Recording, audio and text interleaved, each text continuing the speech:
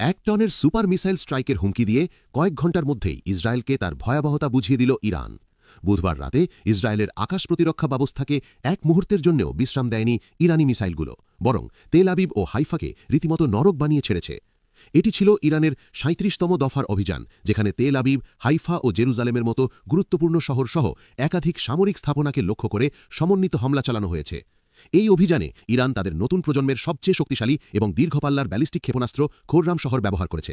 প্রায় ৩ ঘণ্টা ধরে চলা এই হামলায় শুধু ইসরায়েলের অর্থনৈতিক ও সামরিক অবকাঠামোই নয়, বরং ইরাকের ইরবিলে অবস্থিত মার্কিন সামরিক ঘাঁটি এবং বাহরাইনে থাকা মার্কিন নৌবাহিনীর সদর দপ্তরেও আঘাত হানার দাবি করেছে তেহরান।